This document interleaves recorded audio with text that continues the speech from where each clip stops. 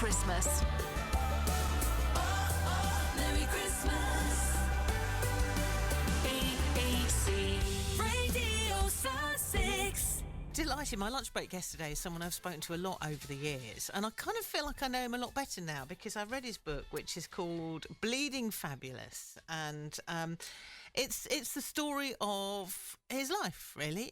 55 years, he says, of choosing to live fabulously. He says, each of my 55 years have been full of love and laughter and adventure and feather boas. No feather boa. I'm disappointed in you, Mark Ward, who's come in today. Where's that today? Oh, that's a home. I've got a special one for Christmas.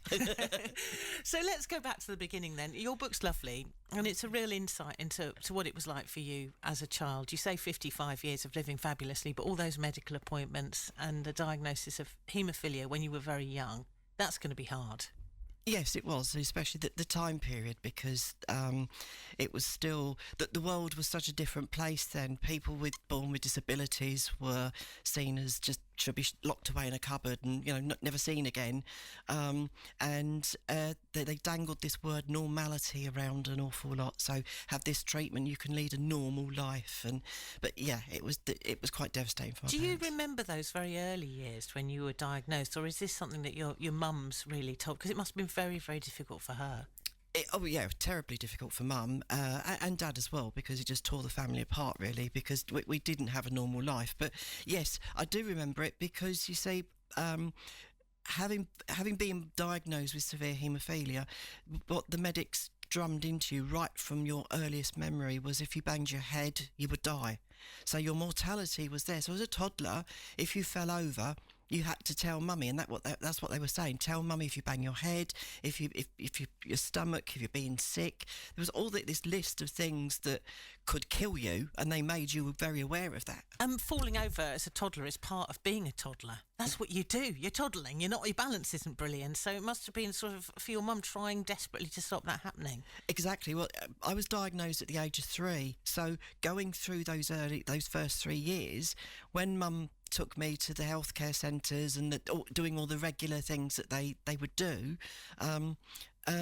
Mum was being looked into, and actually a social worker came to the house because they thought, covered in bruises, there's abuse going on.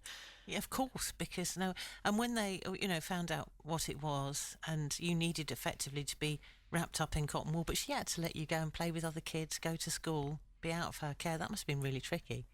It was, and being the parents that I have, that they fought for me, actually, because in those days, as I say, children, especially those with haemophilia, were sent to special schools, and it just so happened that in the next road to where my mum and dad live, there was an infant school and a junior school. So Dad said, well, I want him to go round the corner, go there, and they fought for that, and then the council agreed, and a special welfare helper was put in place, and then that's the start of special needs for people with children with disabilities in Hertfordshire. So did you enjoy school, or did you feel different because you had all this sort of welfare in place, because people were worried about you banging and falling over and causing problems? I think kids are very resilient, so I found a way, but I hated school because I was completely different from everybody else, and I knew that. And it was really bizarre that I think I've said in the book that I would go into hospital and I would be reading all these books about biology and different things, and I was meeting Harley Street surgeons, royalty, all these amazing people. Go back into school and they were talking about things that I just couldn't. Not to say relate to, but it just felt so dull. I didn't belong there. It's interesting, isn't it? Because has been very much in the public eye. What happened to children like you who were given this infected blood. Mm. What really sticks out in your book for me, though, which I read a few times because you can't quite believe it now, is how you were told that you had HIV. Your parents didn't even know you were being tested for it. No. I went into hospital for a knee surgery because they told me if I didn't have this knee surgery, I was at age 14. If I didn't have this knee surgery, then I would be in a wheelchair by the time I was 21.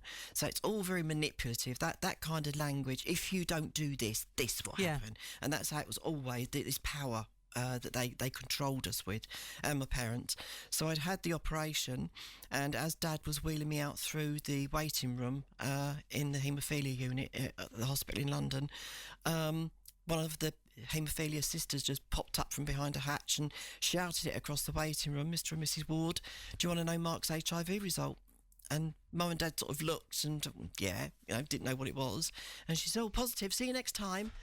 And this was at the time when, there was a real fear of HIV. This is when there was the sort of don't die of ignorance big campaign. And this is 1984. Yeah. So I've got a 14-year-old, and I was thinking of him and I just cannot imagine. You were effectively, at the time, as you say, you were given what you thought was a death sentence. You were told you weren't going to survive. Yeah, literally.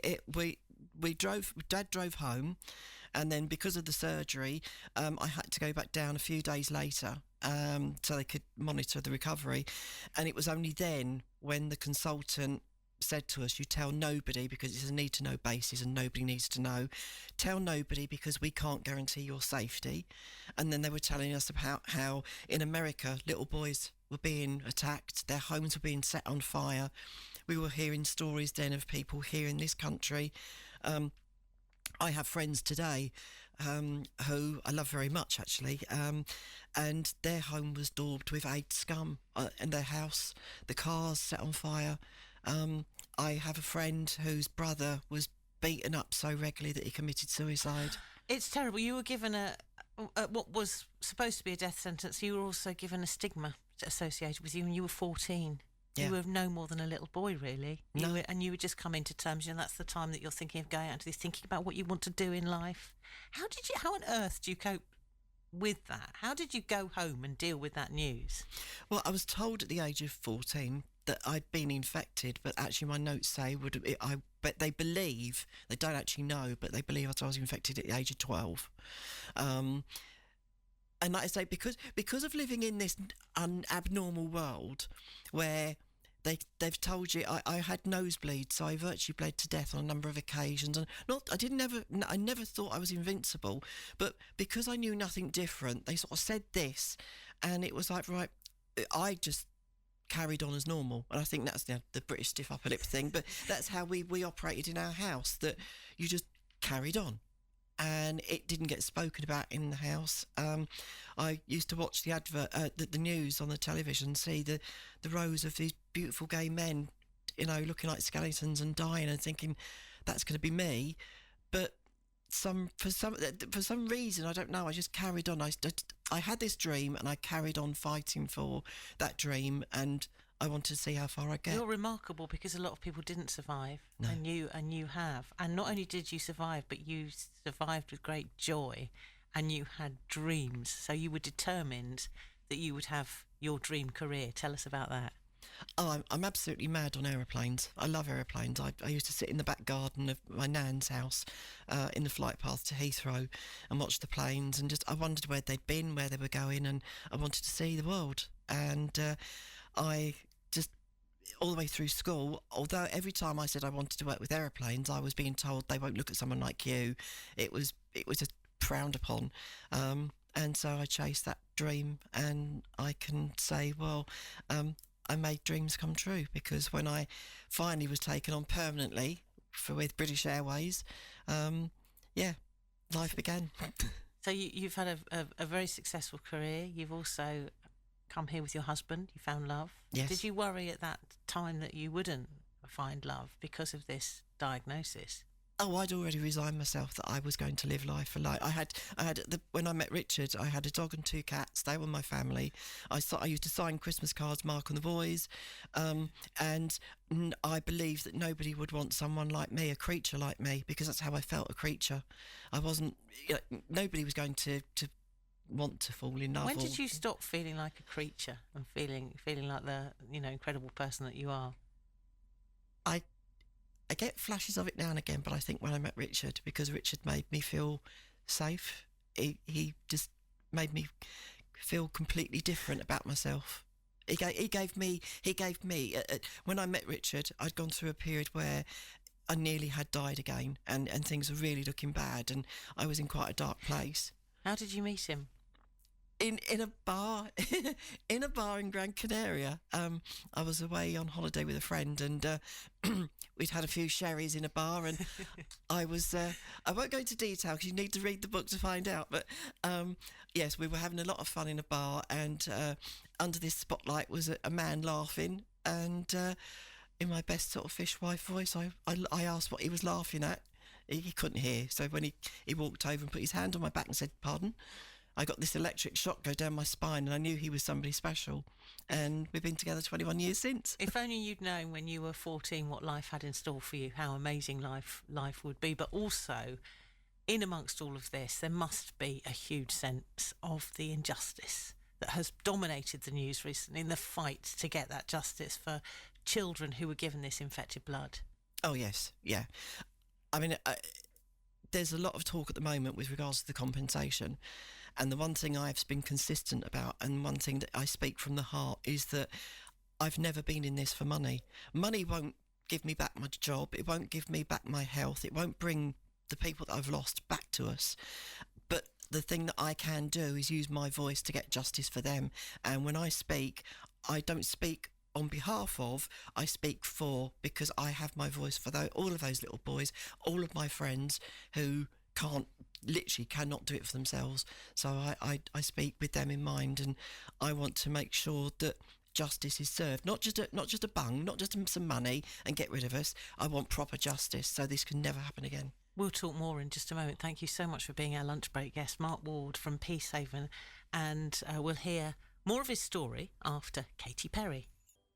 Katy Perry, Cosy Little Christmas. So my lunch break guest, Mark Ward from Peacehaven, was someone who, as we've heard, was given what he thought at the time was a death sentence. He was just 14 years old, and now sitting before me, just been on a lovely holiday with his husband, looking forward to Christmas, and he says that he's lived fabulously for 55 years. Love, laughter, adventure, feather boas, and many more years, hopefully, of happy and joyful life. But you know, many people that had that same diagnosis as you, they're not here now. And, you know, they died very young. And you've been fighting for justice. And although your voice has been heard now, it's taken years, hasn't it? It has, yeah. The campaign's been going on for over 40 years, yes. I mean, when you think that the focus, people tend to focus on the HIV/AIDS point, but what had actually happened, because of the timeline, that nearly every haemophiliac in the country was already given hepatitis B, but hepatitis C. So the treatment they gave us was 100% infectious for hepatitis C. So we all had that. And then on top came HIV. But because HIV was such a killer, the focus went on AIDS and HIV, and the people then with hepatitis C. Now we're starting to see more people die from the effects of that. And that got sort of swept under the carpet. So you've got this for the haemophilia community.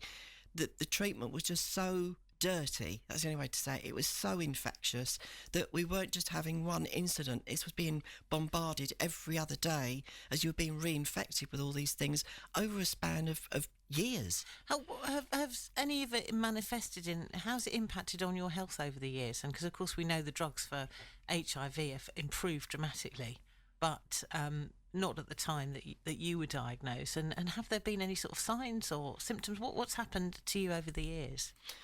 Oh, blimey, I'll be here forever, I think I started that. The early HIV medication, one of them was called AZT, and basically it was a cancer treatment that an experimental cancer treatment.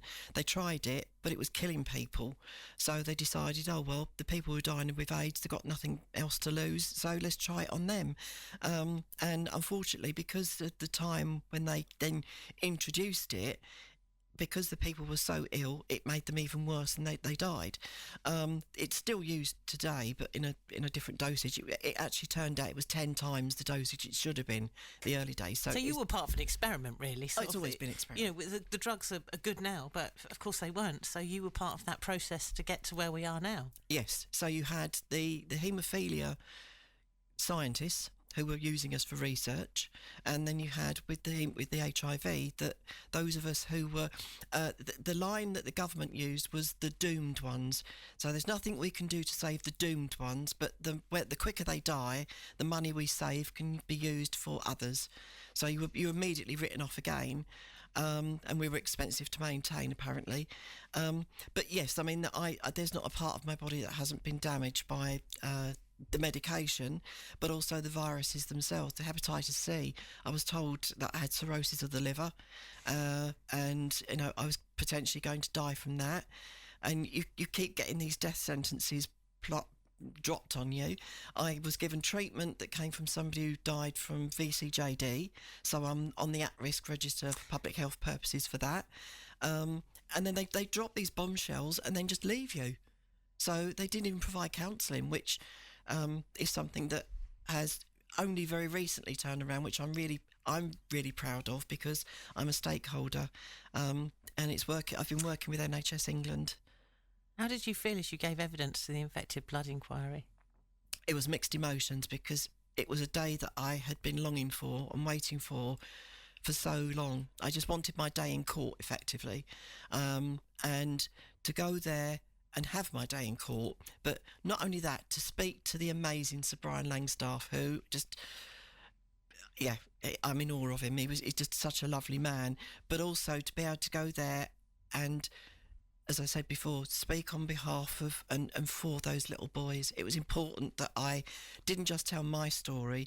It was how Richard and I have been treated within the NHS. Because I'm gay, you get all of these people making assumptions that you're HIV positive. Oh, it's because you're gay. No, I was used as as a piece of meat for research as a child, and the stigma and the way people treat you within the NHS setting, I wanted that to change, as well as by telling my truth to hopefully ensure that in Sir Brian's report the recommendations go forward to prevent this happening again. It's taken a long time to be listened to, but you must be very proud of what you've achieved, not just for you, but for, as you say, stop this kind of thing happening in the future. Yes, yeah. It's been a very, very dark road, because when you make friends, and we've been campaigning together, and then along the way some of these amazing people and people that I genuinely have loved have died.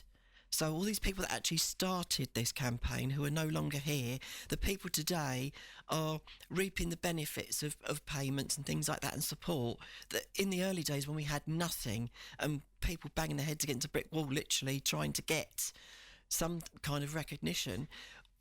Today, because we are moving towards compensation, I am proud. It's, of course, what your book is. It's about what you've been through, but it also shows that you're more than your diagnosis and what you've been through in your medical history. You are somebody of remarkable joy and resilience and personality, and that's what's been so lovely. It's a beautiful book. Thank you. I've always tried to be me, and yes, I'm not just a haemophiliac.